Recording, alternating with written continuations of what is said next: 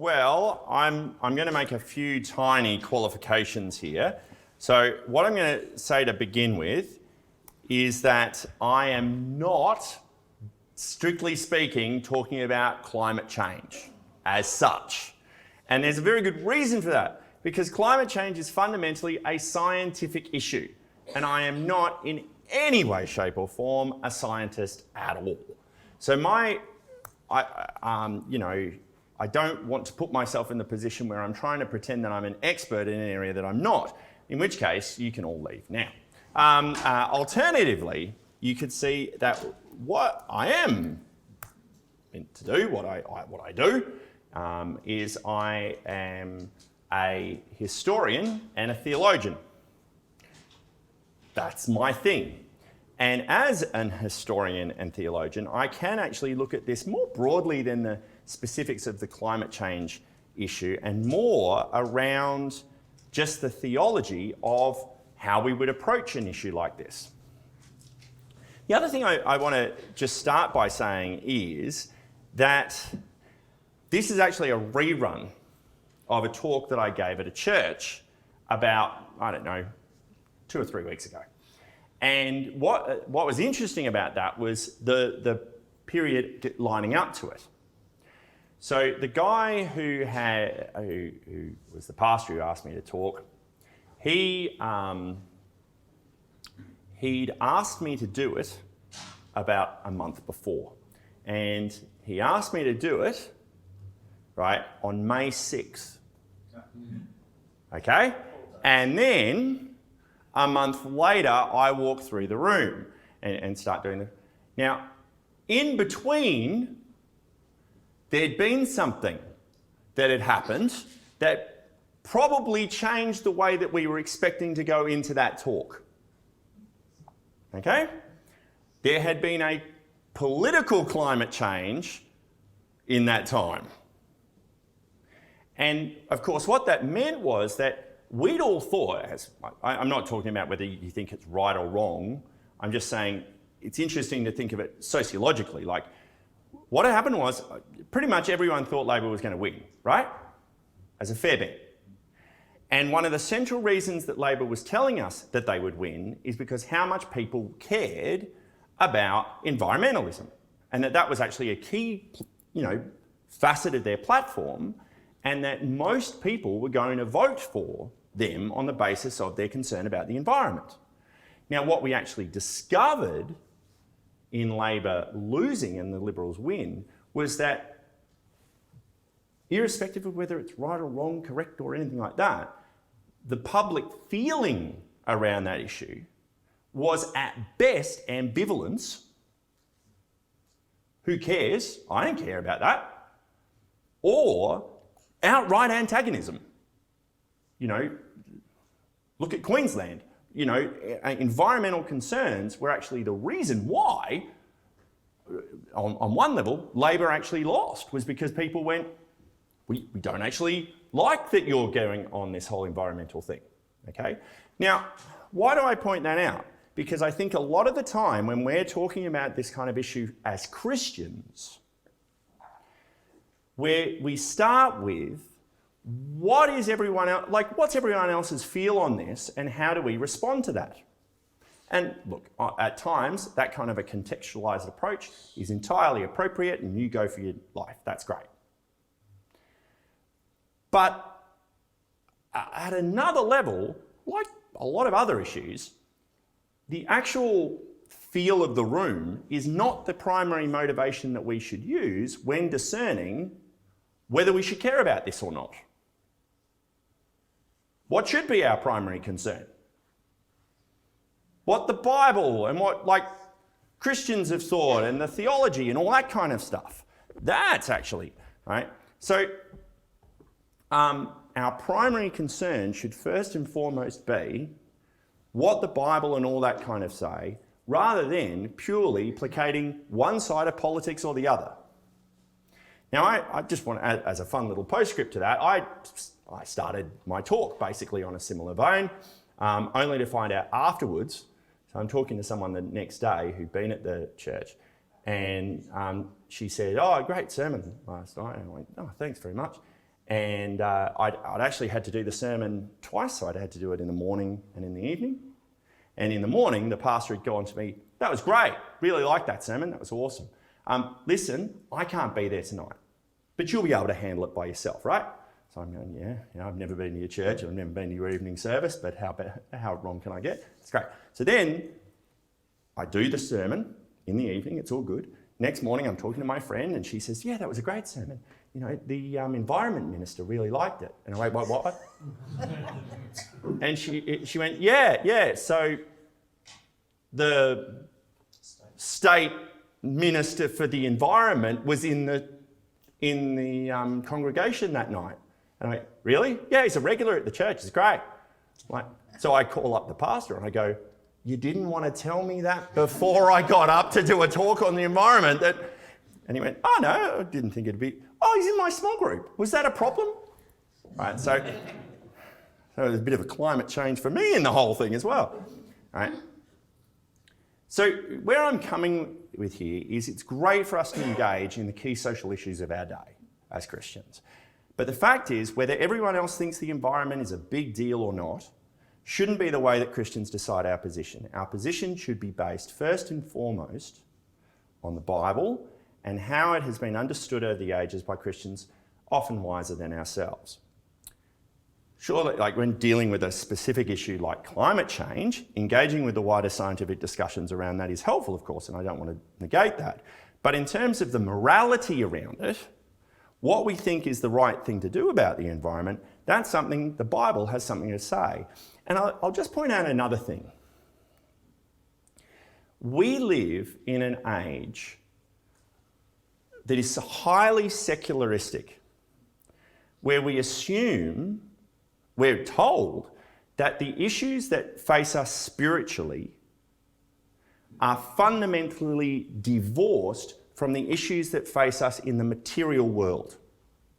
And what you just have to realise from the absolute get-go is that is a remarkably idiosyncratic approach to life in the history of humanity, and certainly within the Christian tradition.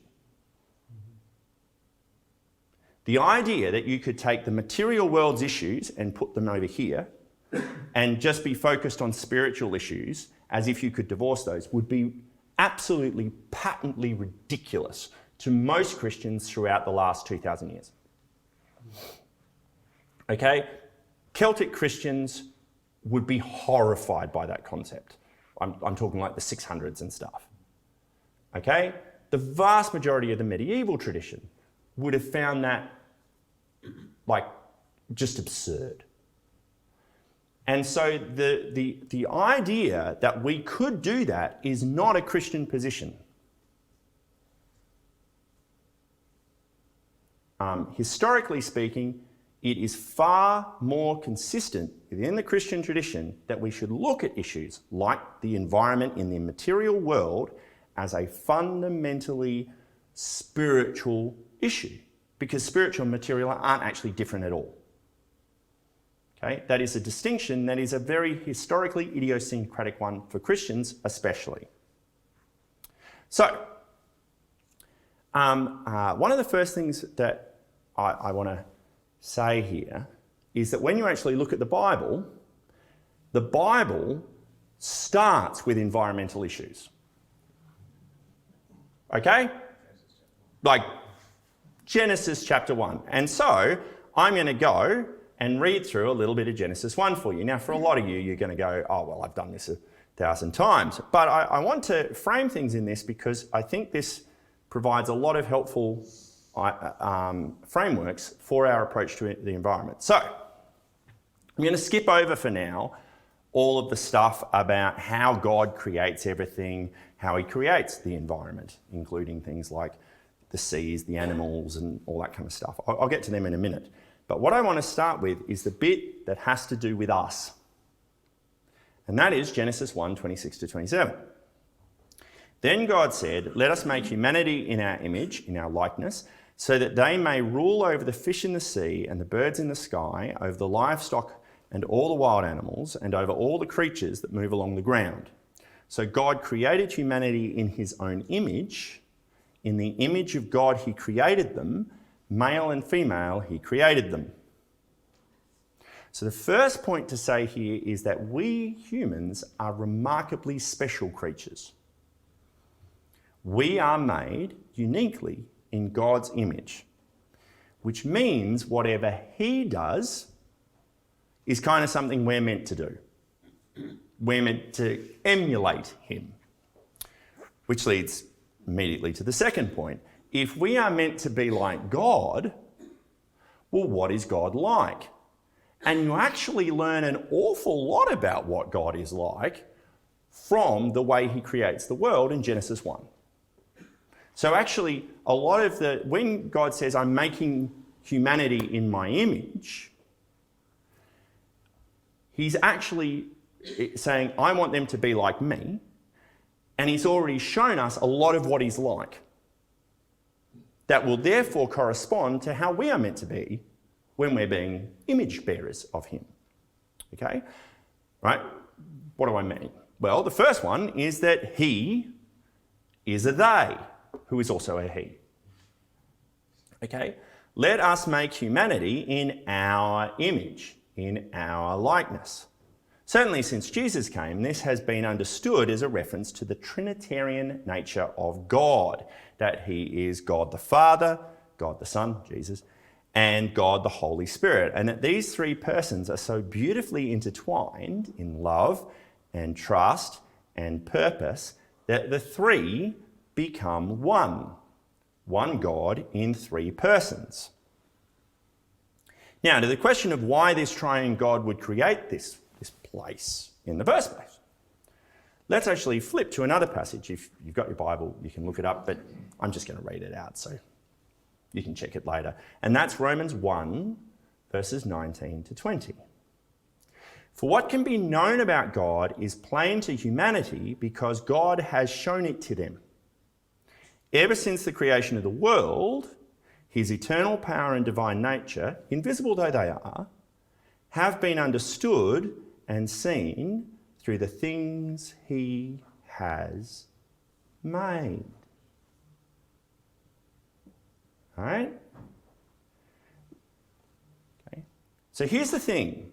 Not only are we humans made in God's image to reveal what he is like, but the entire creation is made by God to do the exact same thing. It is there, to use Romans 1's language, to reveal his eternal power and divine nature. Not just that he's powerful enough to make things, but actually certain aspects, certain characteristics of God can be displayed in how he has made the world. Okay? It's just on a much grander scale when we're talking about the creation.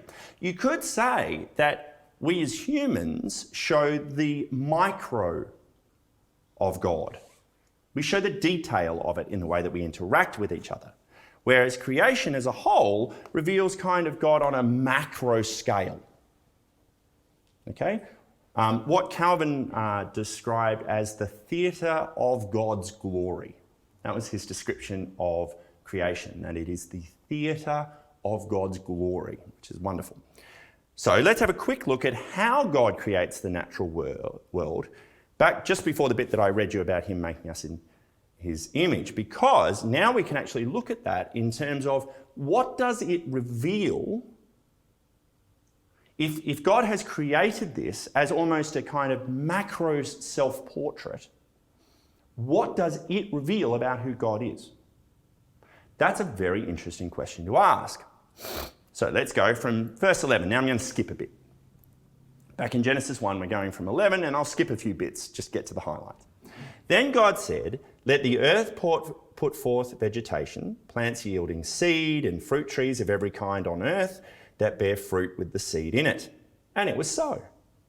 And the earth brought forth vegetation, plants yielding seed of every kind, and trees of every kind bearing fruit with the seed in it. And God saw that it was good. And God said, let the waters bring forth swarms of living creatures, and let birds fly above the earth across the dome of the sky. So God created the great sea monsters and every living creature that moves of every kind, with which the waters swarm, and every winged bird of every kind. And God saw that it was good. God blessed them, saying, "Be fruitful and multiply, and fill the waters in the seas, and let birds multiply on the earth." And there was evening and there was morning the fifth day. And God said, "Let the earth bring forth living creatures of every kind, cattle and creeping things and wild animals of every kind." And so it was so. God made the wild animals of the earth of every kind, and the cattle of every kind, and everything that creeps upon the ground of every kind. And God saw that it was good. Okay, so now what have we discovered about who God is like? Now what have we found out? Well, we find out, first of all, that God is creative. He is, in fact, not just creative, he is lavish, extravagant, generous. He is life-giving, quite literally. And he is, as we said before, unified and diverse. He is one God in three persons. Right? So it should actually come as no surprise to us that his creation, designed by him to reveal his, remember, to reveal his eternal power and his divine nature, will also be creative, lavish, extravagant, and life-giving.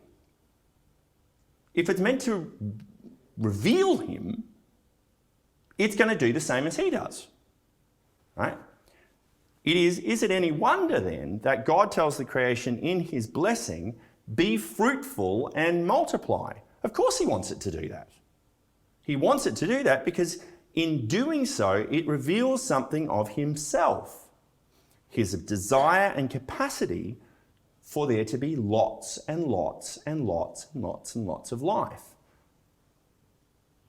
And just as with him, this life is not just one kind of life. It's diverse. It's fish, it's birds, it's animals, it's mammals, it's creepy crawlies. And there's trees and there's plants, and he made those too. This life he has created is remarkably diverse. Yet, also when you look at it, all those fish and birds and mammals and trees and bushes and creepy crawlies, when you actually look at them, they're always bunched up together, aren't they? Right? It's incredibly easy. They're so well bunched up together that it's incredibly easy to stop thinking of them as a bunch of them. And you start to think of them as one. What I mean by that is you think of them as one forest. You think of them as one sea.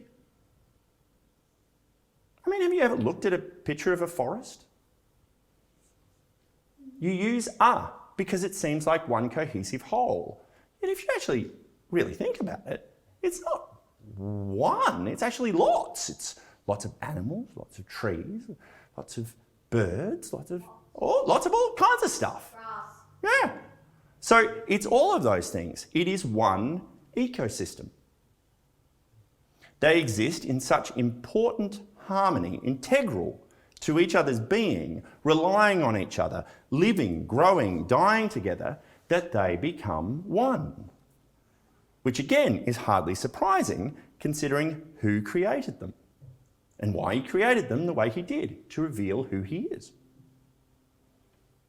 Now, look, I want to recognise this is an apologetics group, and so you might be sitting here and going, well, that's great, but I'm not actually a Christian and I don't believe that kind of stuff. Or you might not be a six-day creationist who believes Genesis 1, quite so literally. Maybe you're a theistic evolutionist and you believe in evolution, in which case, great. I actually think my point still pretty much stands.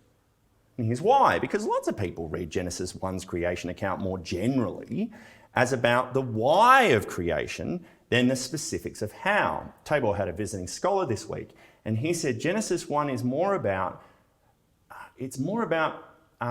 making a home than it is about building a house.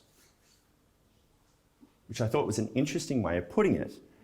right? Making a home rather than building a house. And like that, if you want to go that kind of a line, go for your life. All power to you, right? And let's actually talk about evolution for a while. From an evolutionary perspective, it's actually only one side of the history of evolutionary theory that would ever have a problem with what I'm saying, and that's the Darwinian side. The Darwinian side of evolutionary theory would have a problem with this. As former Australian of the Year, world-renowned scientist, and indeed climate change advocate, Dr. Tim Flannery has pointed out, there was another biologist who came up with the idea of evolution and natural selection at the exact same time as Charles Darwin. In fact, one of the reasons why Charles Darwin published as quickly as he did about it was because he found out that this other guy was going to publish and he needed to pip him to the post. And that guy was his English compatriot, Alfred Lord Russel Wallace. Whereas Darwin was all about the survival of the fittest, which often manifests itself as destruction of the weakest, Wallace took a different approach. See, environmental exploitation would be almost a natural endpoint to a Darwinian approach. Things get stronger and stronger and stronger, and they squeeze out all the weaker ones. That would actually make sense from a Darwinian approach. But Wallace argued that that isn't how evolutionary theory is meant to actually be understood. What he argued was that far from one species evolving to overcome another, the best chance for survival is for a species to adapt to fit nicely with all its environmental factors, including other species. Right? So, let me give you an example. A honeybird grows a bigger beak. And the reason is because that helps it to more effectively harvest nectar from a flower.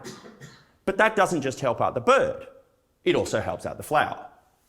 Do you see that? Equally, the flower might start to improve its shape to better accommodate the quality of the bird being able to get to it and having the incentive to do so, which also creates better pollination, and both of them are actually mutually beneficial for both of them. So, of course, I want to stress that I'm not saying that the bird or the flower are sitting back and they're going, how can I change my DNA and the DNA of my future offspring so that I can have this actually occur? No, it's almost as if there's some kind of personal force or something invisible as he may be that ultimately makes these things happen, designs these things to happen over a remarkably long and complex process. Right? So, especially if we consider how beautiful it actually all turns out to be. So if we factor in the beauty of symbiosis, the beauty of ecosystems, the beauty and wonder of how all of these things fit together and work together to create ecosystems, it is a thing of magnificent beauty and wonder. In that sense, then, if you like, the Genesis 1 account could be seen as a powerful artistic description for what many today identify as essential biological processes. So, now, let's come back to us for a minute, to humanity. In Genesis 1, verse 2, it says, when God says, let us make humanity, Genesis 1:26, when God says, let us make humanity in our image, in our likeness, so that they may rule over the fish in the sea and the birds in the sky, over the livestock and all the wild animals, and over all the creatures that move along the ground. What we often miss in that sentence is the so that. Did you notice that? Let me say it again. Let us make humanity in our image, in our likeness, so that they may rule over the fish in the sea and the birds in the sky, over the livestock and all the wild animals, and over all the creatures that move along the ground. God's command that we rule is intrinsically tied up in us designing him to be like him. Designing us to be like him. Any rule that we have is fundamentally born out of God's design for us to be like him. So that means that any way that we're meant to rule over the birds of the sea and the rest of the ecosystems must help us to reveal who he is and what he's like. Right? Do you see that? Okay? Right?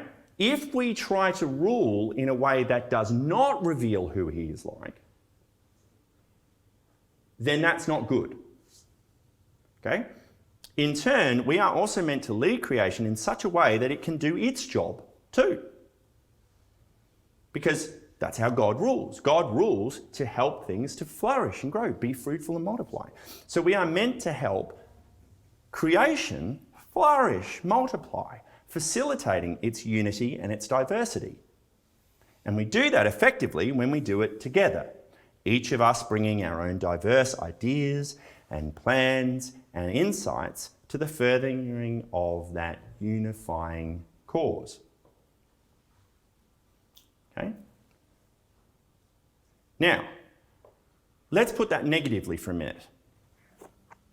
We sin when we go the other way, when we do the opposite of those things, when we are destructive, not creative, when we are stingy and selfish rather than lavish and extravagantly generous, when we deny the relationship, the symbiosis we have with the ecosystem around us, when we actually thwart the ecosystem, when we thwart the symbiosis that God has created. After all sin is to not fulfill the purpose we were designed for. It's a pretty simple definition of sin. We were made to do something and we're not doing it. Or we're doing the exact opposite of it.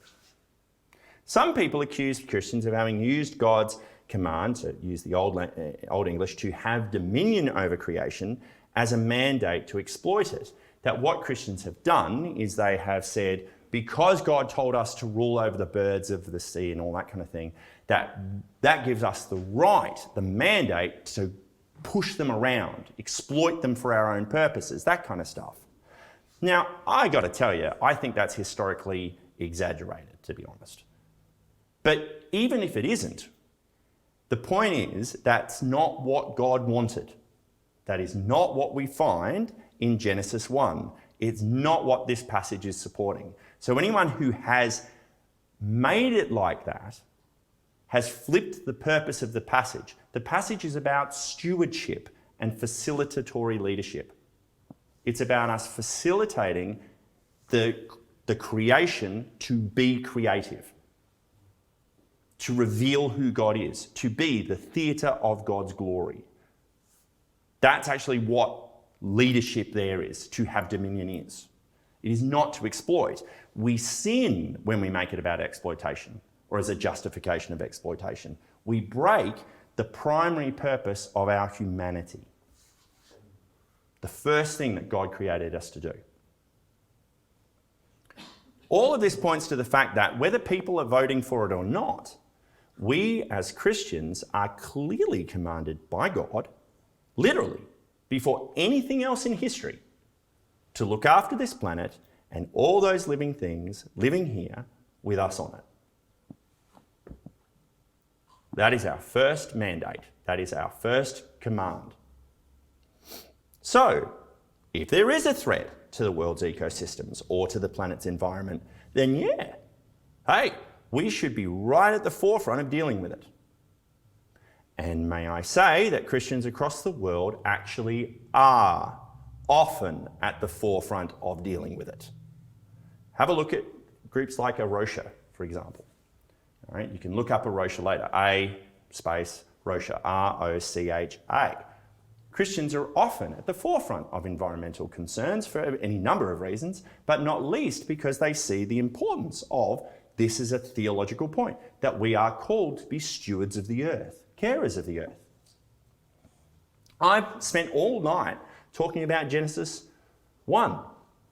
If I wanted to, I could just jump straight into Genesis 2, and what's our first job? take care of a garden. It's really, in that regard, a remanifestation of the same point. Our job is to help creation. We get to name the animals. It's our job to help creation be creative, because that helps it to display God's glory, and it helps us be us, which is actually a reflection of Him. Now, having said all of that, let me add a little proviso that this very passage gives us. And that is, before you rush off and join every environmental campaign you can find, I just want to point out a few things. I want to repeat, I am not a scientist. And so it's not for me to make scientific assessments of climate change or anything like that. But I am an historian. And I got to tell you, there are an awful lot of times over the last 30 or so years that we have had apocalyptic warnings of the end being nigh, and not by Christians. It's really interesting to look at atheism in the sense of noticing how many times as atheism has kind of migrated, how it has come to have so many facets of religious dynamics. And one of those is actually apocalypticism. Like all religions have an end of the world dimension to them. An eschaton, if you want, a teleos. And it's interesting that atheism has developed one too. Mainly, the Earth's going to destroy itself irrevocably in the next 12 years. Right? Famously, Al Gore in 2006 presented mainstream climate scientist predictions claiming that, and I quote from Al Gore, the science is settled. And he was insisting that we're screwed. 13 years later, things haven't quite turned out the terrifying way that he or they had described. And climate change predictions have been around since at least 1970, most of which have simply not occurred. Again, am I saying that that's not a reason to take it seriously? No, but it just needs to be part of our factoring in with this kind of stuff. Right? Now, I want to stress, that's not a reason to take climate change prediction, that's not a reason to not take climate change prediction seriously as a possibility. But it does mean that there can be a bit of boy who cried wolf dynamic going on here, a certain weariness and wariness about that. And quite honestly, I think that was probably one of the reasons it wasn't the hot topic that Labor thought it was. People had been hearing this for a long time and they kind of went, yeah. Right? Now, of course, that's not a reason to dismiss it. Part of the point of the story of the boy who cried wolf is what? Eventually the wolf comes. Right? Okay, but still, more than that, often the more dire predictions come with very, very, very expensive price tags to fix them. Okay. Most recently, of course, many of you will have heard of the Green New Deal. Any of you guys heard of the Green New Deal? Big policy suggestion coming out primarily from an American Democrat congresswoman called Alexandria Ocasio-Cortez, AOC. Now, it's not my place to talk about the pluses and minuses of that policy, except to say that the expected price for implementing her Green New Deal is estimated by its supporters, as well as its detractors, in the tens of trillions of dollars. That's a sort of a lot of cash. That's a lot of cash. And it comes to the question of who will pay for it. Well, here's the thing. A backbone of such policies approach is usually the incentivizing of renewable energy technologies, such as wind and solar. Now that sounds great, incentivizing those.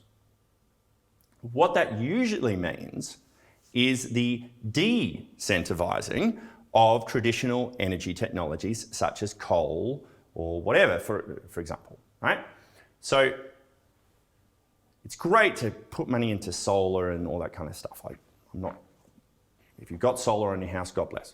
But if you de-incentivize the use of coal and things like that, tangibly, what does that usually mean?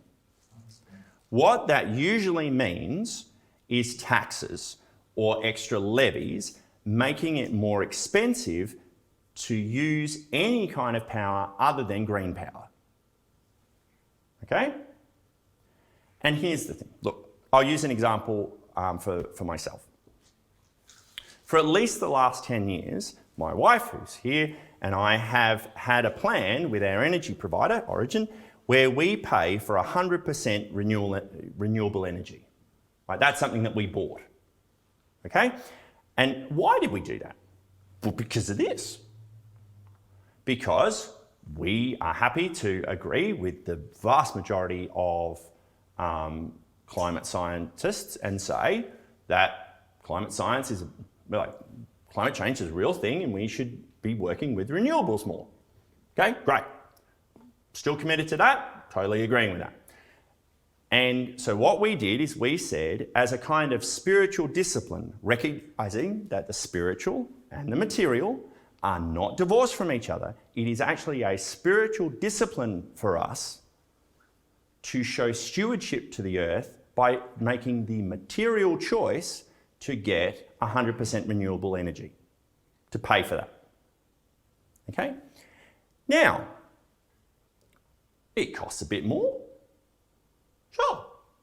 But you know, my wife has a reasonably well-paying part-time job in a medical profession. And hey, Tabor's been good to me. Okay? Right. Both my wife and I have been incredibly blessed to have been well educated in such a way that we can make pretty decent wages. So we can afford to do that. It is a luxury. But it'd kind of suck if everybody had to do that. If everybody had to pay that. Because I know a lot of people who couldn't afford to pay that. And they'd be the people who are most vulnerable in our society.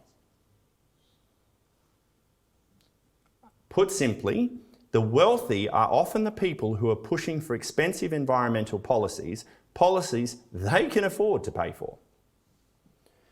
But I don't like hearing reports like I've heard, as some academics have pointed out in California, for example, where in California you have the wealthy pushing for these kind of decentralising schemes, and they can afford to pay for those green power alternatives.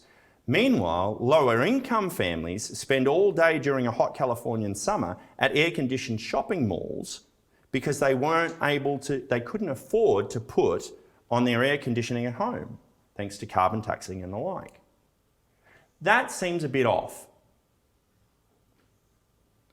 The environment is a worthy cause, don't get me wrong.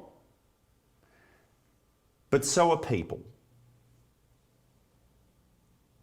People are a worthy cause.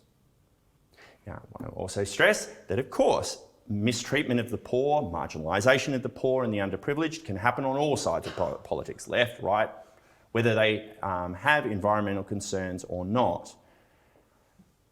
My point is, when you actually come back to Genesis 1, 26 and 27, you'll find something that speaks into that dynamic as well. Right? Note, it doesn't just say that God made us like him.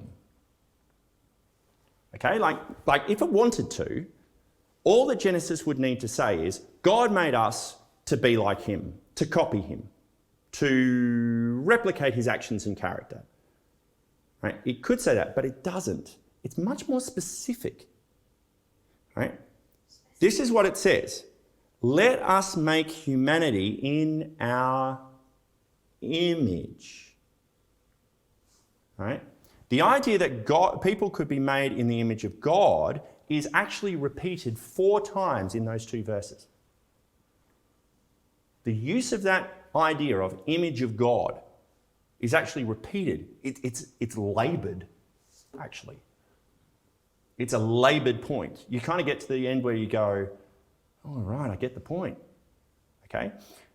Now, what you have to realise is that within the ancient Near Eastern context, in the time that Genesis 1 was written, and Not going to get into the dating of Genesis 1, maybe a little just for the heck of it. But what I will say is that within the broad scope of the ancient Near Eastern thing, the concept that people could be made in the image of God was actually a remarkably common motif throughout the ancient Near Eastern world.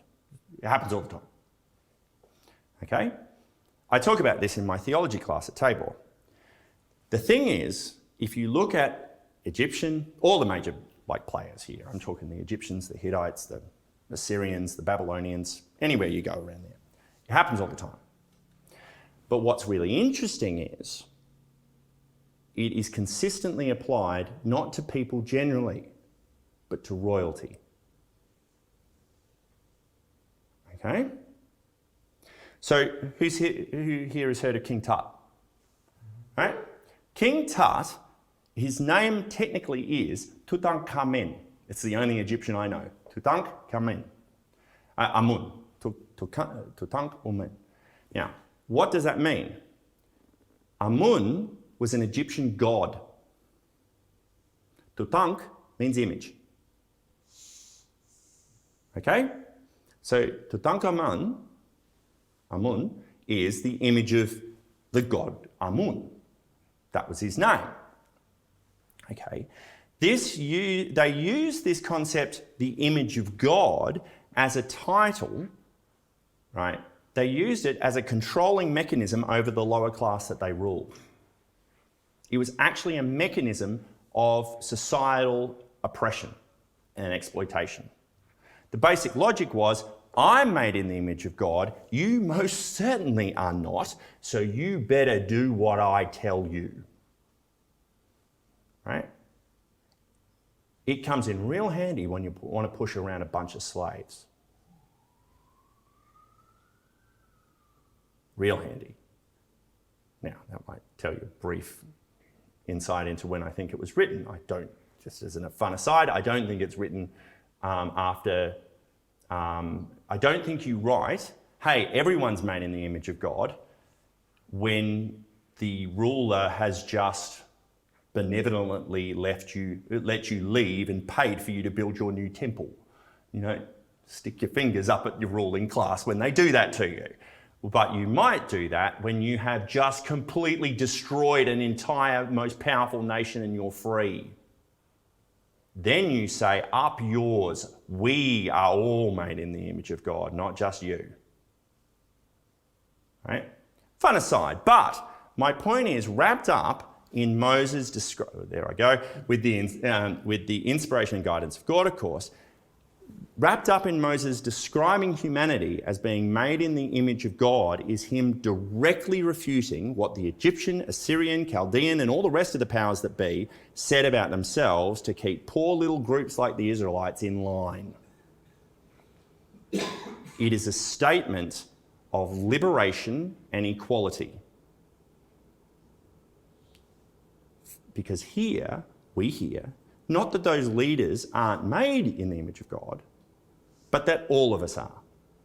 All of us share that dignity, that honour, and that responsibility. As such, it's a statement of independence.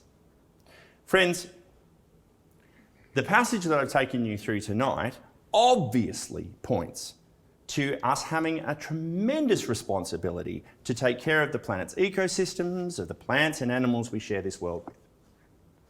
It obviously means that if there are major ecological challenges, global or local, we have a responsibility to participate together, collectively, in fixing them. No doubt about it. But we are never to do that in a way that exploits, marginalises, or unfairly burdens other people. Instead, what we're meant to do is find creative, life-giving solutions that help the environment, but actually help those marginalised people too. Now you might say, wow, that'd take a lot of thinking. Well, yeah, it'd take an awful lot of creativity. But we were made for that kind of thing. Right?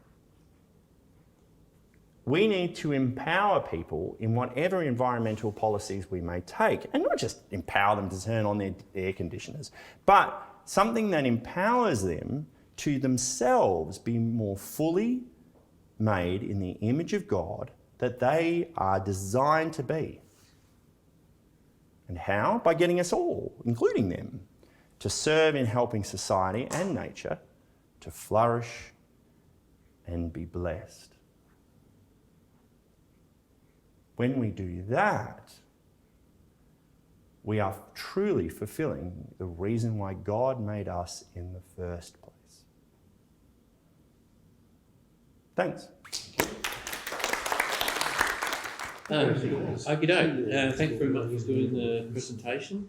And I presume it's kind of stirred a few thoughts, questions and comments. So all are welcome to ask a question or to make a statement. So I'm all ears. Yes, sure. Question about human nature. I have a view, and I'd like you to comment on it, that with a coal in the ground, people are going to dig it up and burn it, and they're going to do that no matter what we do. Someone will do it, and it's going to that'll keep going until it's all gone or virtually all gone. So it's really just a question of time, how long it takes. Is it going to be quick or slow? But it's all going to get burnt. So are we fussing about nothing? I don't know, on one level, I'm hesitant to answer that because it starts to get into dimensions that I'm not in a position to speak about, because it's contingent on factors like climate change and all that kind of stuff. So rapidly, talking, and I'll stress at this point, I'm just being a layman here. If you burn that slowly over a long period of time, that will have better chances of the Earth being able to factor that into larger environmental things and stuff like that than if you do it really rapidly. So that's the ballpark of that. And again, I want to pull back from that. But even if we get away from that specific issue, the issue of increasingly mining and that kind of stuff, even before we actually talk about the environmental effects of burning it, it can often have rather detrimental effects upon the environment around it beforehand, such as like strip mining, or if we were talking about oil, things like irresponsible drilling for oil that actually leaks out into the environment. And we've seen things like in America when they had a Gulf that had that kind of thing. So what I would be saying to that more broadly is that responsible use of things is always a good form of stewardship. You can use something quickly in a way that often you haven't had time to think about the full ramifications. Now that's true of coal, that's true of anything. And so trying to be measured, somewhat cautious about how we use things seems to be a good way of doing stewardship of those kind of stuff. Can we get a comment from anyone who's got a science background as to whether burning it over a long period or a shorter period makes a difference? I'll just make a short. I'm not a scientist. I'm an engineer, and I work in the mining industry. So, which is taking a responsible attitude to all of this. I think, for example, Rio Tinto have totally got out of coal, and BHP are tending towards coal that's used to make steel, not burn for anything else. Because unfortunately or fortunately, you need coal to get the thing going in the blast furnace if you want steel. So this, to my mind, it depends on whether you believe it's a bit tied to 5,000 years or 1 million years of the Earth. The oil and if you believe it's longer period of time, then the oil and coal has been laid down in this corresponding long period of time. And sometimes there must have been a lot of carbon monoxide in the atmosphere and others not. So if we're now going to put that millions of years of carbon monoxide into the air in, say, a few hundred years, mine it all out, then we don't know what the repercussions of that is. Carbon dioxide, I should say. Yeah, we don't know what the repercussions of that will be, and no scientist can predict it. So that's what you're trying to say. If you do it slowly, the plants will absorb the carbon into trees and maybe finish up in swamps and finish up as more oil. Oil's not being formed at the moment, or coal. Oil and coal are not being formed at the moment anywhere, as I understand it. No, but that's right, because we've got no swamps, and that's why I said swamps or whatever you want me to say. Yeah. So, but you can grow trees, and then they become, because we've denuded a lot of trees off the earth. So there is a carbon sink there, and so I think you're right. You just got to do it slowly, or not do it at all. And can I say that in Australia there'll be no more coal power stations built? It is actually more expensive to put in a coal station that's environmentally clean than to use renewable energy, and quicker. What about nuclear? What about nuclear? Nuclear is, I'll give you an example of what's happened in England. Yes. Mitsubishi had spent $2 billion on a new power plant, and it quit because it's too expensive. 10 years down the road you'll have the power and you'll have to distribute it.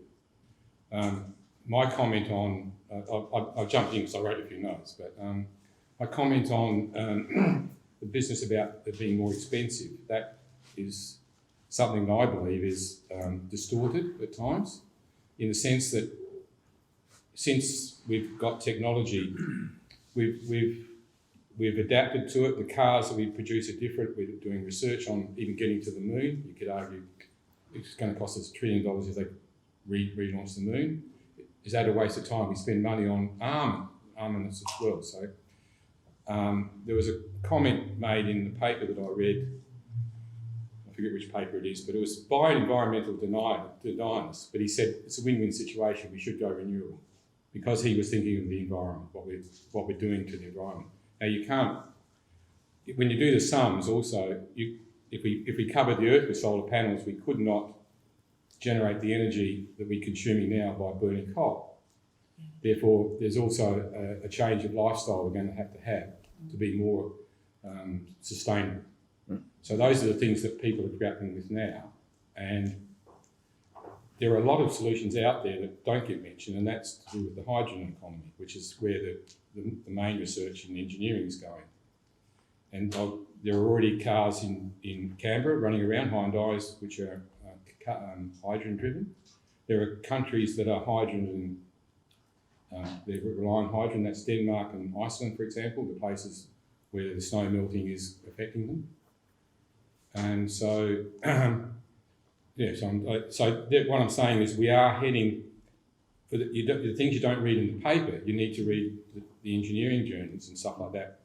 Engineers have embraced the climate change totally and are heading towards solutions, and that includes people like BMW or Mercedes or Mitsubishi or whoever it might be.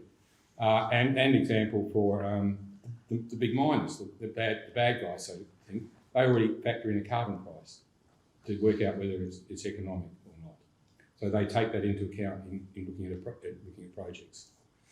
So I'm just saying that that's where I stand on it, and I think whether you believe it is happening or not, it's actually a good thing. And the cost of it is such that the efforts going to develop all of this is actually a positive thing, in my opinion, because it's actually generating new technologies, new jobs for people in a different area than just simply digging coal out of the ground. It's actually just evolving, because 60 years ago the planes were invented. 60 years later they put people on the moon. Who would believe it? 60 years from now we might be living in a totally different environment. So it's all positive in my mind. The things about whether your bills can be... one more thing I'd like to make is regarding bills and the cost of living, and that's more of a social issue in my opinion. Just blaming it on coal, for example. Whether we had coal or not. Okay. Eliza, what were you going to have your hand up? I'm just asking, what happens if you throw natural gas into that mix? Natural gas will be part of the solution.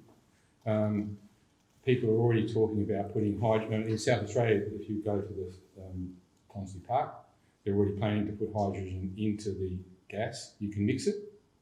So eventually, first of all, you put a little bit of hydrogen in, and it'll be distributed with your in your pipes. It's quite safe, because as long as you don't mix those things with oxygen, it doesn't blow up. and gradually it'll be going to 100% through your pipes. And you would change your burners so that it works properly. Matthew, I want to thank you for raising the point of what happened in Port People. I do volunteer work and I work in Anglicare. I've seen over the last few years people on the low end of society really hurting from this push to raise electricity prices. Particularly the poorest of the folks that managed to get into housing trust houses are okay. They're really good. But if you go into a rental market, private rental market, which is where most of the poorer people have to try and find a place, there was no incentive whatever for landlords to put solar panels on their roofs. And we had probably close to the highest electricity in the world, if not certainly Australia, and they really hurt when we did that. And I want to thank you for pointing that out. It's interesting, when I did this talk at the church that I was telling you about, morning service and then the evening service, I didn't know that the Environment Minister was there in the second service, but I did know that there were some people there who were, had mental issues, and they were somewhat marginalised in society because of that. That was quite evident. And they were dressed in a more socio-economically lower way and all that kind of thing. And when I made that point, they went off. And they didn't have the kind of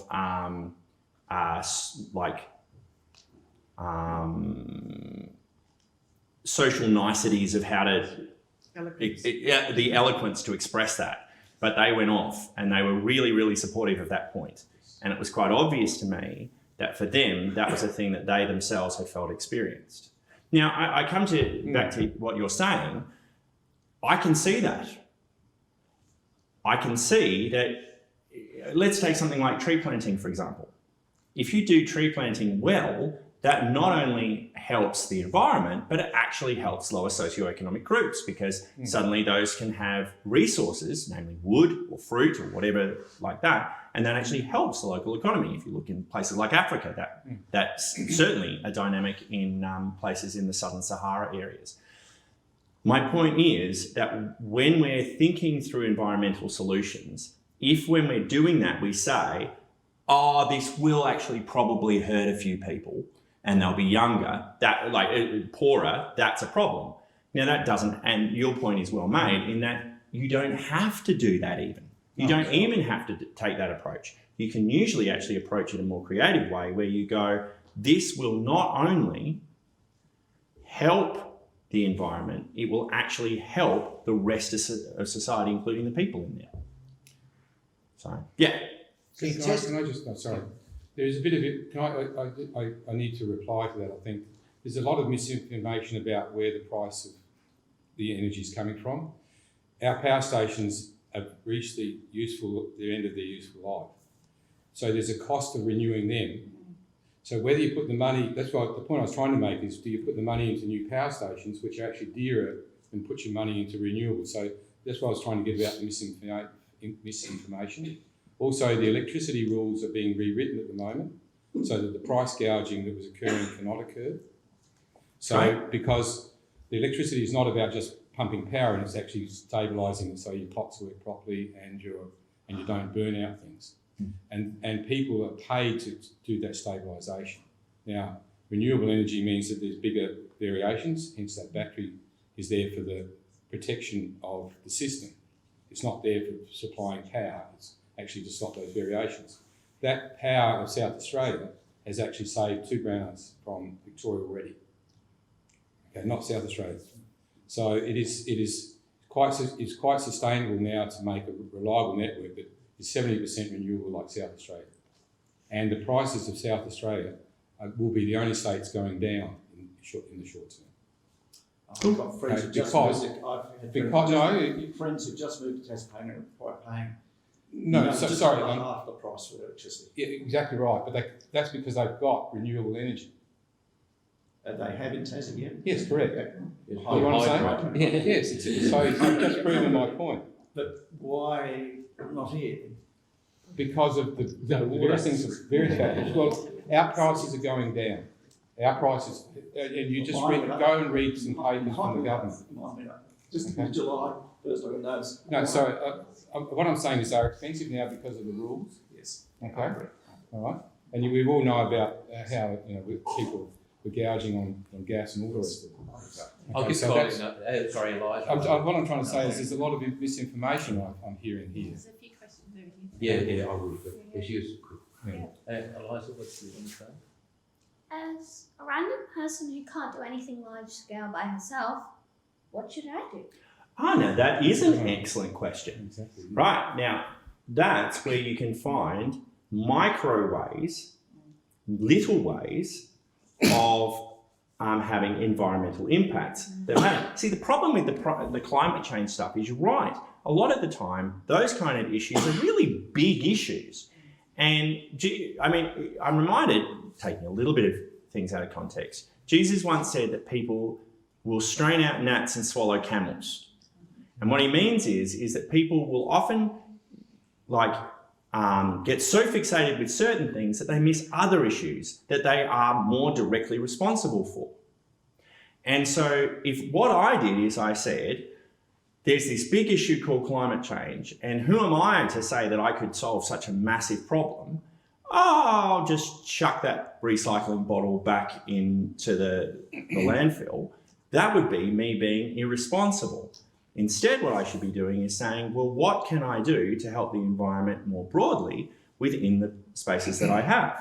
And that might be any number of things. So that might be, in a context like a school or something like that, maintaining the grounds around your school, picking up the rubbish and stuff like that, putting it away responsibly, so that then what happens is that none of that stuff, first of all, ruins the environment of your school, but also isn't picked up by the wind or the rain or anything like that, finds its way into the waterways and pollutes our waterways. So, and this is part of my point. My point, I deliberately pulled back from the specifics of climate change to make the broader point that we are meant to be stewards of the environment in all facets of our life. And that means being responsible with what we flush down the toilet, being responsible with how we deal with waste, being responsible with all of those things. So finding the little ways to actually make a difference is really important. And like part of the truth of the gospel more broadly is that God uses lots and lots of little things to actually bring around radical, significant change. We believe that of evangelism. We believe that of economic stewardship. We believe it of all kinds of other things. Why wouldn't we believe it of something like the environmental mandate that we've been given? I wouldn't No, just Tom was trying to speak. I guess a couple of things. Quickly, I thank you for what you said. It's really, really, really well put. And I wish everybody in my church could actually hear that. I'll be encouraging to watch the talk. But sticking on the moral and sticking to the, I just came back from the Philippines, and they had really big hurricanes, typhoons there a couple of years ago, Hania, and lots of people died. So when you're comparing hardship of people having to go to the mall, of all things, versus hardship of actually having their villages and their houses washed away, where's the morality sit there? Right, okay, so that's a really good question. Part of that comes to questions of not only what you do to perpetuate environmental problems, but also how you prepare for any environmental problems that may be about to come around.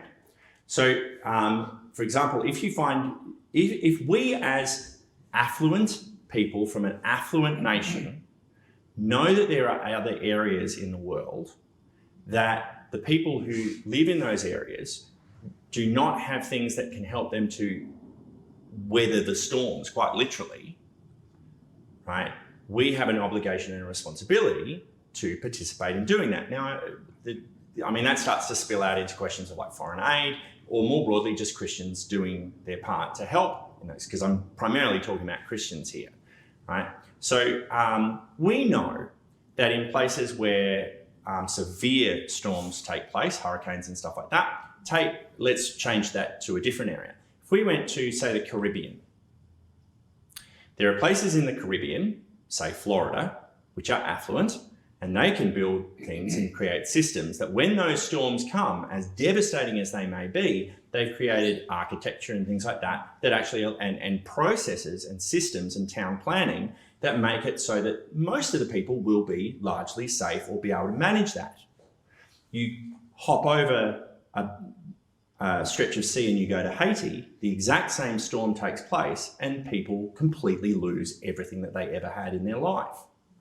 So in that kind of a context, we have the obligation to not only do what we can to, minimise the rise of things like storms and stuff like that, but more than that, where we know that those areas are, where there are areas where those kind of environmental problems may take place, and I mean, we could also talk in terms of places where there's earthquakes or any number of other things. We have a responsibility to help those people to actually be in a position where they are going to be able to weather those storms more effectively. But to do that, you have to admit there's a problem, right? And admitting a problem seems to be the first problem. Well, there's no one denying that lots of storms happen. Okay, because that's just the weather, right? No one's denying that places like Haiti and that kind of stuff are having more and more, lots of devastating storms and stuff. Where the question is the cause of those and whether we have the capacity to stop that. Now, my point is, if we can try to stop that, I agree with you. That's why I pay 100% renewable, right? But even before that, the more urgent and quick thing that we can do is actually create architecture and systems and town planning. That's something we can do now, irrespective of actually any of the rest of that. We have those technologies readily at hand, and we should actually be utilising them. Actually, I think there's problems. Yeah. You're going to be encouraging. I was. It's the teacher in me. Don't underestimate what a young girl can do. There was a little girl in Cairns recently, in the last year, who decided that she didn't like plastic straws. Okay, and straws. She saw how the straws was getting into the environment, and the animals were consuming them, and turtles were getting them down their stomachs, and they were dying from it. And within about a year or two, 18 months, might have been less, all the way from the top of Queensland, straws has been completely banned. Plastic straws. Everyone has to use paper straws, just from one little girl starting in her school. Or recyclable, easily cleanable ones. Yeah, that's right. Yeah, one or the other. So. And in the Philippines, it was past the straws already. It's gotten that far. Yeah, so, and that was for one little girl, it was. Yeah. I actually think there is serious doubt as to whether there is any greater frequency or severity of storms these days than there ever has been. The problem of hurricanes in Haiti has been there for hundreds of years. Likewise in the Philippines and all tropical countries, it's been there for as long as history's been recorded. There is a greater effect today because there are more people. Yeah. More people everywhere. Right. And this is part of the problem. This is, I think, the most significant aspect of this whole problem is to do with the number of people on the earth and the rising standard of living. It's all fine for us here, living in advanced Western countries, but there's a huge proportion of people out there who are aspiring to live like we do, and why shouldn't they? All the people in India and China and Africa, and we all live very comfortably. I agree about our need to, out of Christian charity and just good neighbourliness for everybody, to help people in Haiti and Philippines and elsewhere to be able to deal with the storms that come. But I actually think that storms have always been a part of the way of life in tropical areas. They really are no worse today than they ever have been. Yeah, that wasn't my point. My point was... No, but it's been labelled as a problem. I think the way Tom put it is that, well, there's a problem and we've got to deal with it. The problem has always been there. It's nothing to do with this so-called climate change. Just for the record, that's really, really indefensible. I mean, the thing is, the question of whether it's because of this or that doesn't change the fact that it's happening. And Correct. that's my point. Correct. There's more My energy point in is whether it's happening more or whether it's happening because of something else, if we get bogged down on those specifics to the point where we are too bogged down by those to actually do what we can, that's my problem. Right? We can argue that, and we can get climate scientists in, and we can argue those kind of things, and we can move ahead on those, and I would commend us if we did. But the first question that we are hit with, and it's actually worth coming back to Eliza's point, the first question that we are actually fundamentally asked to make in this regard, once we recognise the environmental factors as important, is the question that the guy asked Jesus, who is my neighbour? And the neighbour is anyone that you can help.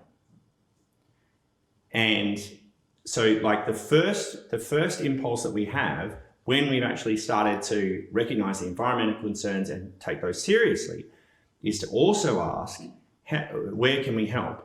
Not where can we argue about the ultimate causes, although that's important in terms of a long-term goal of fixing those problems, whatever they may be. But in terms of the immediate question of who is, to use a different thing, rich man and Lazarus, who is the poor man sitting at my gates with it getting licked on his sores by dogs? That's the question that we have to be coming back to. Now that comes to your larger question of, in the affluence that we have in our society, there are the environmental dynamics to that, where we use electricity inefficiently or something like that. And it's really great to hear that the technology and engineering is migrating to try and make that more efficient. But where we seek to use those kind of things and our affluence in a way that says, I don't really care of how this might be affecting other people. That's my real issue with the climate change thing. The way that, whether it's right or wrong, the attitude of it could be hurting the environment, it could be doing all of that kind of stuff, but I just don't care, because I really like being able to leave my lights on. I can't be stuffed doing that, because really my comfort and my priorities and my attitudes are much more important than the problems that other people are facing. Whether the question is whether the issue is that, you know, my leaving the lights on and that kind of stuff is causing it or not causing those environmental problems. The deeper question for me is, why are we in the position where where a lot of the time we go, whether it is or not, I just don't care about those people. Okay, that's the bigger question for me in terms of the morality of that. If what I did is I went, I'm actually really worried about that, I should then really research and figure out whether it's because of whether this is causing problems for other people. If that was my attitude, whether I come out one side or the other from that debate, it's great, but it reveals a larger part of my attitude towards the people who are made in the image of God like me. Problem is, the central tenet of our society these days is the universe revolves around me. Me, yeah. Yeah. But the real problem is that's always been the the case. population explosion. Can I just say, whether you, in looking at God's sovereignty and the way he works as a community and a family, whether one of us agrees with why things happen or not, if we all have this undermining love for our neighbour, if I work on the environment and you work on the social and someone else works on something else, is that not God working together in his will to help us all solve the problem? In a lot of ways, that's another example of an ecosystem, of a symbiosis. So we don't need to fight about why necessarily. Yeah, but it's not quite as simple as that, because the environmental issue has been politicised.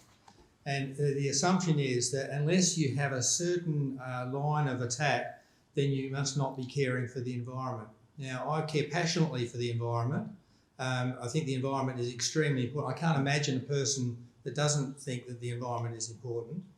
But the fact that coal is burnt, for example, to produce power, historically, you're a historian, historically that has been of enormous, enormous benefit to the human race. Yeah, Really okay. has. Okay.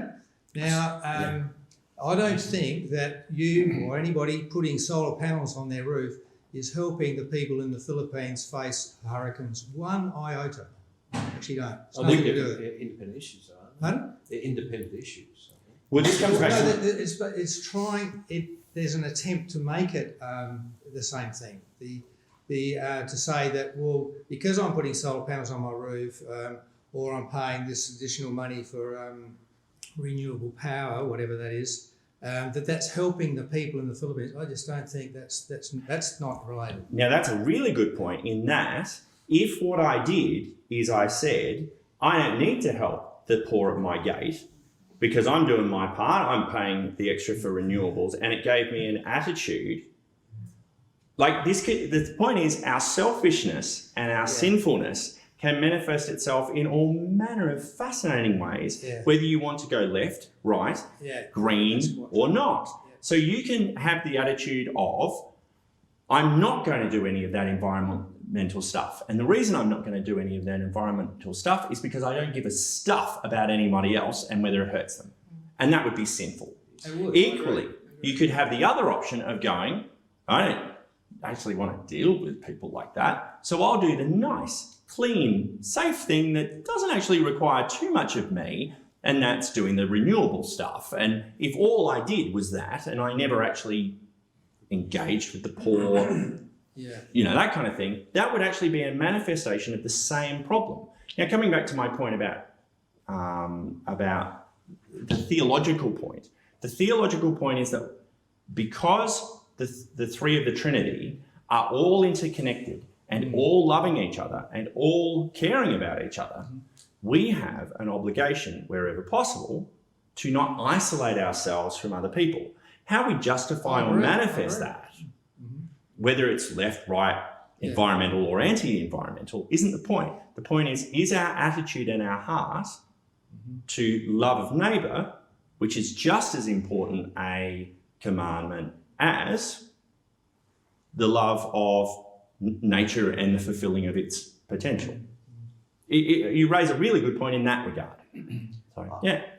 But as like Australia, we put money into the Lima Declaration, so a lot of third world countries could get funding to do whatever. Anyway, Korea put their hand up and say, "You little beauty, we'll get cheap money, we'll build a steel industry, and we'll just flood the market." Basically, we lost jobs because we funded them.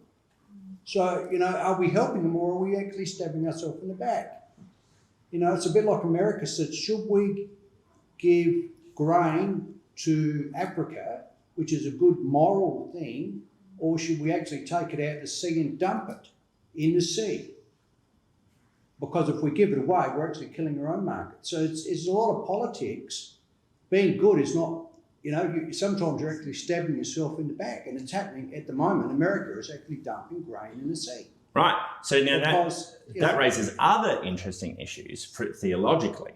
Okay. So part of theologically, the issue is that, like, if we're meant to be Christ-like, that raises interesting challenges in terms of the kind of points that you're making. If what we do is we sacrifice some of our own economy to help the poor and the underprivileged in other economies at the risk of hurting our own, well, it's coming back to haunt us, isn't it? Yeah, well, on one level, but on another level, that's the gospel. That's what Christ does. Christ actually, sacrifices himself for the good of others. Now, before you end the story at that, why does Christ sacrifice himself? For his own glory and for the benefit of all, right? And therefore, models where we're saying we are willing to sacrifice stuff should be done in a way, creatively, there's that word again, that ultimately benefit everybody. So in things like the kind of the situations that you're talking about, where you are showing that kind of generosity, that is Christ-like, that's self-sacrificial from a national economic scale. But that doesn't have to be done in a way where they win and we lose. That can be done innovatively in ways where everyone mutually grows. That's the concept of like a rising tide raises all ships. right? And there are plenty of examples in economics, in history, in all kinds of ways, where what has happened is people have sacrificed something of their own, frequently Christians, sacrificed something of their own to the benefit of another people who were lower than them, and ultimately that raised the economy for all, including those that had sacrificed it in the first place, right? So, yeah, I don't think it necessarily is as simple as... It's not clear cut, is it? It's no. and think of the ramifications, what you're doing, how you're doing it, and actually how's it going to affect your country in return. Yeah, but equally, as Christians, we're not Darwinians. Even if we're theistic evolutionists, we're not Darwinians. We don't think that there's this thing of, I must exploit the weakest to benefit myself. We are always going to be, if we are going to be any kind of evolutionist, theistically, we will be Wallacean. This was the point I was making, where we're constantly seeking things that ultimately are beneficial for ourselves, but also for those that have nothing. Because ultimately, that's what Jesus does. He sacrifices not only for our own good, but for his own glory. So ultimately, everyone is meant to win in these kind of situations. How you do that is bloody hard, but that's kind of the Christian mandate. And thankfully, we have a Holy Spirit who has those same convictions, who can actually help us to do so.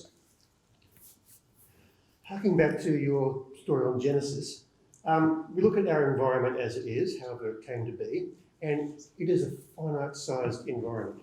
Mm-hmm. Now, that was not an issue for Adam and Eve. So far as they're concerned, it was effectively infinite. We come to this point in our history, and the number of people has expanded considerably. Mm-hmm. And we are filling our environment. And a number of people in this global warming debates are pointing out the real problem is the number of people who are overpopulating the planet. Mm-hmm. So how does that all fit in? Oh, now that's a good question. You could argue that we, in terms of the mandate to be fruitful and multiply, that's ticked. Don't need to worry about that anymore. You could argue that. The other factor with that is we just don't know how, and this comes to your point as well, you were talking about engineering in terms of making energy more efficient, but equally food production and things like that are becoming more efficient.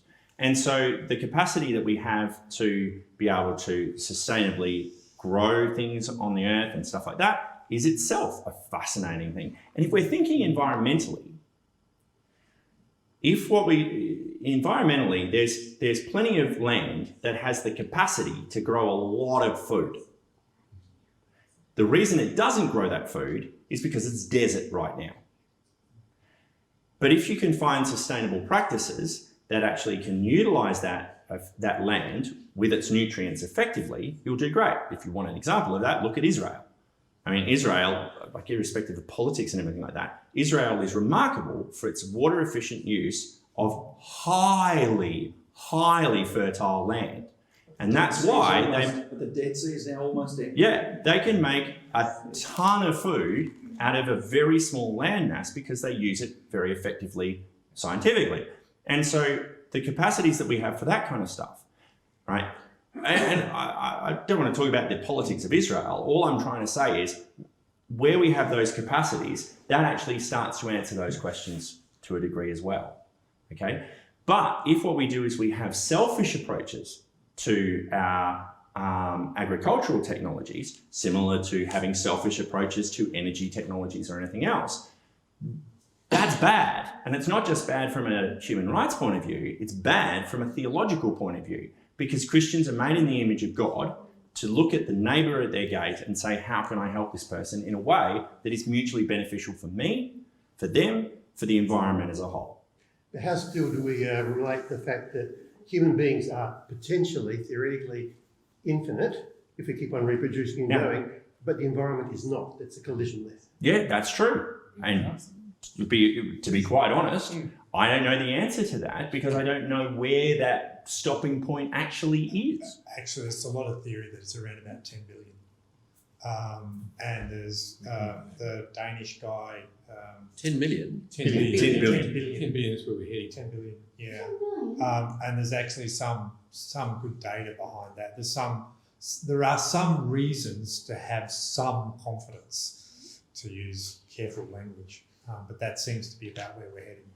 Can I just... Like I said, not an area. A bit of history, if I know, because I'm a bit of a history buff myself. We did have a medieval warm period 1,000 years ago, thereabouts. Vikings got to live in Greenland. They chopped down forests that were there at the time, built their houses out of it. Here, that stage, Greenland was a pretty warm place. Warm enough anyway to settle, have people come in there. We then went into what was called the mini ice age. And since the Maoris got to New Zealand about 1300 or thereabouts, much of the Pacific was actually settled as we entered this time of the mini ice age, I think it's called, when sea levels lowered as ice grew and all the other places.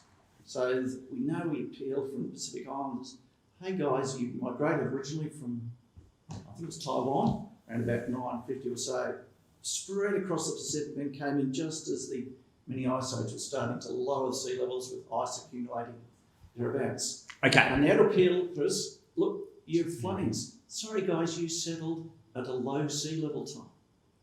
Okay, so your point is, Yes. more broadly, that historically there are significant fluctuations in climate, whether it gets warmer or colder over the last, say, 10,000 years, if we're going to go with that. And that means that sometimes you have a century where you can grow grapes in England, Yes. and other times where you can't, and things like that. So that comes to two key points. Point one, as Christians, we are always asked to look at the environmental factors that are around us and to see who is hurt by those, and to ask, how can we be the good neighbour to the one that's at our gate? So if we find ourselves in an environment, be it in a certain time or a certain place, where heat is the problem that actually hurts people, our obligation is to find ways to help them with that. If we find ourselves in a position where it's suddenly really cold and there are people freezing out there, it's our mandate and responsibility as Christians to help those people who are in that position, irrespective of the environmental fact. What specific environmental factors they may be, it's our job to ask who is the neighbour at our gate, and secondly, how are we to help the environment to flourish in a way that maintains our original mandate. Would you agree that truth is important? So people migrated to South Pacific Islands at the time of low sea levels, then blame us because the waters are coming up. Okay, Hang on, so that's the good neighbour thing where you've got to. Yeah, I know, but they should not accuse us when they. But you're also making assumptions about how low the water level was. Yeah. That was a minor blip that probably caused an inch. But sea level difference. And the point is, the real effect is over 10,000 years, as you pointed out. And the point isn't should they blame us? No. Blame isn't the motivation here. It doesn't matter whether they're blaming us or not, right? But even if they are, who cares? Our question is not should we do this because they're blaming us or because they're not. If Lazarus is blaming the rich man in the house or not, who cares? The question is, they are at our gate, we should be taking care of them. Whether they resent us or not, guess what? They resented Jesus. It didn't stop him from actually doing it. Though they hurled the threats and violence at him, he did not open his mouth, but like a lamb to slaughter he went. So irrespective of the blame. Now the second point though, having recognised that first point of dealing with the immediate issues, is to recognise that we are also called to wisdom. Now, wisdom, biblically, is always about factoring in short-term issues, but always thinking long-term and long-term stewardship. And so part of what we have to do is also figure out planning in ways that create sustainability and health in any of the environmental factors that we have. This comes back to your point. You might say, if we're doing planning for something, we might say we do need people to spend a little bit more now because we're actually setting up systems that will ultimately help people in the long run. For example, if you were looking at Joseph, for example, Joseph has to deal with an environmental situation, biblically. And what does he do? He taxes people through the nose. Why? Because he's preparing them for what will happen later. That's not just environmental stewardship, which it is, but it's actually helping the people. That's a great example of the principle that I think Genesis actually outlines. It's really interesting to me that the last story of Genesis is actually a great example of the very point that I'm making from Genesis 1. It's an example of a person saying, I have a responsibility here. I have a responsibility to prepare for environmental factors in a way that benefits the environment and benefits people, ordinary people. Did you want to say? My question is No, just a minute. what do we do about how the greed of corporations is basically raping our environment? All right, now that's a fun question because that raises larger issues of, like, okay, I should point out, I have a tendency towards distributism. Distributism is an economic factor that doesn't like centralisation of power in business or in politics. So that probably gives you a little bit of an answer there, okay? Whether you're on the left and you want centralisation of power in government, or in certain unhealthy manifestations of the right and centralisation of power in business. I don't like either of those. You know, my son's named Chesterton, and part of the whole Chesterton idea is that everyone should have 2 acres and a cow. You know, like that. So part of it is I don't like exploitation from economic powers either, whether they're government or business. So that would be a little bias that I should probably recognise. But where you do find yourself being stewards with government or with business, those that have power, to encourage them towards what is good for neighbour and what is good for the environment, to be good stewards with that which they have been given, the ample that they have been given, is a good thing for us to do. Biblically, again, that's what Joseph does. Joseph goes to a person who has centralised power. Now, he has centralised political power, the Pharaoh, in that story. But if he had centralised economic power in terms of being a businessman, it wouldn't matter. The question is, what am I meant to do? If I know that there's going to be these environmental factors, because I just had a dream about it, that's a fun conversation for another night, I know that there are going to be these environmental factors into the future. Didn't he make a killing out of, for his boss when they sold it? Yeah, now that's an interesting facet of the story. And you can end up coming to that in terms of, that's a fascinating facet of the story. Does that does that flip it and become an exploitative sinful dimension? Everyone benefited from that, though. But everyone benefited from that on one level. So, namely, they didn't starve to death. Always good. So my point is, if what you did is you flipped that out, and it wasn't Pharaoh, it was a CEO. And if the CEO was sitting there and instead of having a dream, he had a report given to him by his environmental engineers, and they said, we can predict that what's going to happen from here is 7 years of plenty and then 7 years of famine. And he was sitting there with this, and then he went, who can help me with this? Then the Christian came in, and in this case, Joseph. The first question that the Christian should say is, how can we help everyone here and help the environment in the midst of the environmental challenges that we will now face? But see, help is not a word that corporations use. No, right?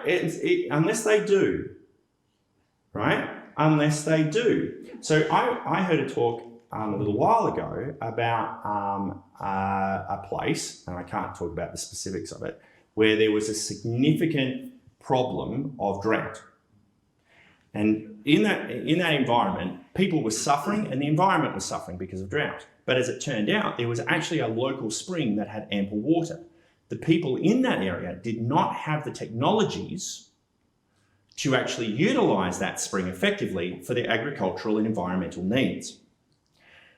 They found that there were some missionaries, and they said, you're white, and that's a fun dimension to the thing, you're white and affluent, can you help us out? And at first the missionaries' response was, we don't care about that kind of stuff because that's not spiritual enough, like that's not our issue. They flipped around from that very quickly. Now what ended up happening is, in God's providence, they actually found that there was a engineering company that worked in environmental engineering that they had affiliations with. The person turned out to be a Christian who was running that thing. And what they did is they ended up saying to that group, hey, listen, do you want to get some of your training engineers to come over to this area and they can help to figure out how to make the engineering that will help this area be more sustainable, both agriculturally and environmentally. And they went, that actually helps us out. Sounds great. So they ended up, and they are now regularly doing that. Now, that organisation, that company, was partially motivated by having Christians in their business who went, let's help people out because that's what Christians do. But they also recognised that allowed them to develop new technologies in that environment and to train their engineers in it. It was mutually beneficial for them, and they found ways to make it mutually beneficial. So then you have the very people that you would think would screw over all of these weak people actually benefiting those weak people in this other country, and it mutually benefits them. Right? That's a good story, and those things do happen, but that's generally not. Can I just disagree with that from the point of view of, I'm definitely left-wing leaning, but my experience with corporations is they are fully on side of the environment side, and you're misrepresenting them. And there's a case of they can see also the financial benefit of going with environmental changes, so they're on your side. And in many instances they've stood up against current governments in this country and said, no, I'm not going to do it. I'm not going to build a new coal-fired power station, even with the threat of we're going to split you up. So it's not simply they're all the bad guys, they're all the good guys. They're the rich guys. They're the rich guys. But they are the rich guys that can, if they can help you, it benefits it all. As you tried to make, that's the point you were making. I totally agree that there's a buck in everybody there if we can share it. And not all the corporations are big bad guys that are going to help you. Not all of them are. And also, even the banks with their profits are actually most of it are owned by our super funds. So we are actually benefiting from even that. So this is the larger principle. This is the larger principle of kingdom. Yeah. As Christians, we believe in the kingdom of God, and we pray, God, your kingdom come, and your will be done on earth as it is in heaven. And so part of our job as Christians is to facilitate and bring about kingdom ideas. Now, when you read Isaiah and places like that where the kingdom is described, what's really interesting about that is that it describes a world and a place where there is economic health and prosperity for all, but also that is manifested in terms of ecological health for all.